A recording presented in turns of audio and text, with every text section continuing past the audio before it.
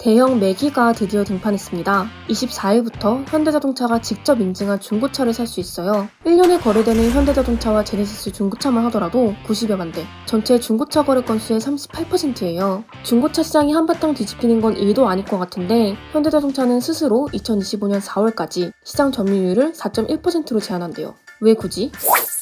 3년을 기다렸다고 합니다. 축구 경기장 4개 반을 붙여놓은 크기의 어마어마한 부지에다가 1만 5천 대의 중고차를 깔아놓기까지요. 칼을 갈고 있었다는 듯이 중고차 진단 항목이 272가지나 돼서 10대 중 3대는 돌려보낸다고 하고 인공지능으로 가격을 매긴다고 하고 벌써부터 대기업 염세가 솔솔 나긴 하는데요. 현대차가 이렇게까지 중고차 시장이 입맛을 다시고 있었던 이유는 간단해요. 중고차랑 신차 거래 규모를 한번 비교해보세요. 1.4배 정도 되거든요. 근데 얘네가 여기서 더 클 거라는 거예요. 현재 중고차 시장 규모가 30조 원 정도 되는데 쑥쑥 성장해서 불과 2년 뒤에는 50조 원이 될 거래요. 국내 중고차 매물 중 거의 40%를 차지하고 있는 현대차가 진입만 해도 쏠쏠할 건 말할 필요도 없겠죠. 일단 화려하고 멋지게 등장을 해놓긴 했는데 가진 자의 여유인지 급한 모양새는 아니에요. 우리는 진짜 신차 같은 중고차만 팔겠다며 연식 5년 이내, 그리고 주행거리 10만 킬로미터 이내의 차만 팔겠대요. 그리고 우리 차만. 현대자동차랑 제네시스만 취급하겠다는 거죠. 나머지 차는 원래 하던 애들이 알아서 해라 이런 건가 봐요.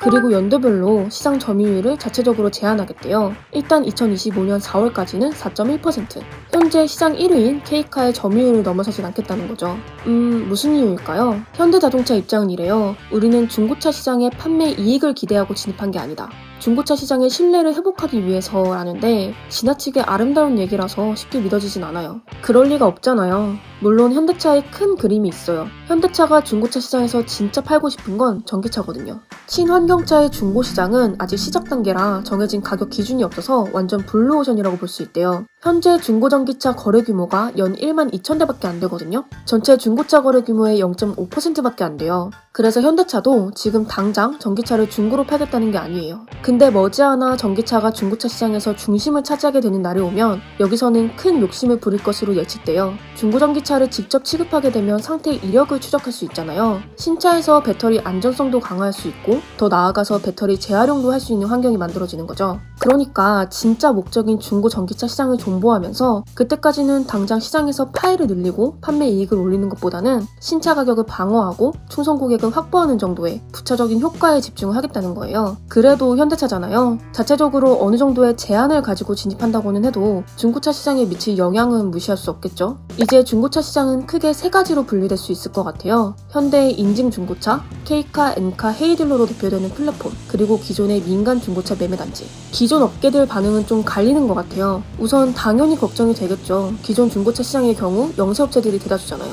중고차 매매업체가 5천 개 정도 되는데 몇 곳을 제외하고는 대부분 직원이 10명 남짓 되는 작은 업체들이에요. 대기업에서 좋은 매물을 싹 다 가져가고 지금에야 저렇지만 나중에 점유율 제한까지 풀면 그냥 현대에서 독점하겠다는 거 아니냐? 그럼 우린 줄도산이다. 이런 식으로 생각이 되는 건 당연할 것 같아요. 근데 또 다른 시각도 있어요. 현대차가 들어와서 말 그대로 중고차 시장을 좀 정화해주고 신뢰도가 올라가면 시장이 더 활성화돼서 우리한테도 좋지 않을까? 낙수 효과를 기대하는 거죠. 어떤 식으로 생각하든 기존 중고차 업계를 보는 소비자들의 시각은 냉담할 수밖에요. 절대 모두가 다 그런 건 아니지만 이 양팔에 가득한 문신을 보여주면서 형님 저 못 믿으세요? 협박하고 강매하던 딜러들에게 당한 사람이 한둘은 아니잖아요. 중고차 시장은 전형적인 레몬마켓이었죠. 아예 이 용어 자체가 중고차 시장에서 나왔으니까요. 판매자들은 매물에 대해서 모든 정보를 다 알고 있어요. 근데 돈 내고 사는 구매자들은 딜러들의 입에서 나오는 정보만 듣고 구매를 해야 했거든요. 한국소비자원에 따르면 매년 수천 건의 중고차 매매 피해 상담이 접수된대요.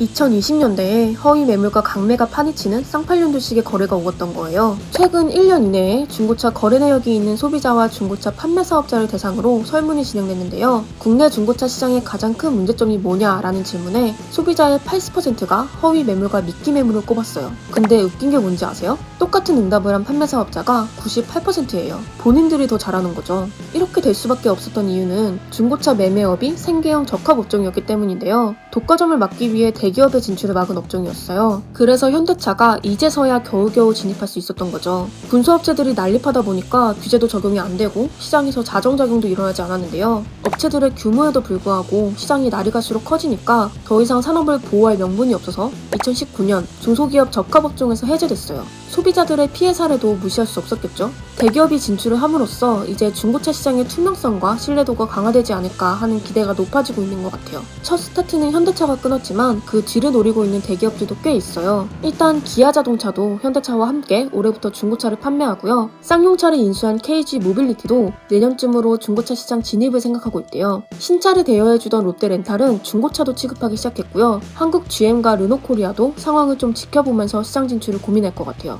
대기업이 진출하게 되면서 이제 중고차 시장이 신차 시장에 비해 3배 가까이 커질 것으로 예측된대요. 미국처럼 말이죠. 물론 대기업의 진출로 긍정적인 효과들이 기대되고 있기는 하지만 가격이 뛰는 건 어쩔 수 없는 현상일 것 같아요. 대략 5% 정도 비싸질 수 있다는 얘기가 나오고 있는데요. 내가 돈을 더 내서라도 보장된 중고차를 구매하고 싶다. 이런 건 이제 소비자의 결정에 달려있는 거겠죠. 아무쪼록 대기업들의 진출이 중고차 시장 업계에 긍정적인 반향을 일으켰으면 좋겠네요. 소비자의 마음으로요. 앞으로 쏟아질 현대인증 중고차 센터 구매 후기들을 한번 기다려보겠습니다. 오늘 영상은 여기까지고요. 저희는 다음 이슈로 다시 돌아오겠습니다. 시청해주셔서 감사합니다.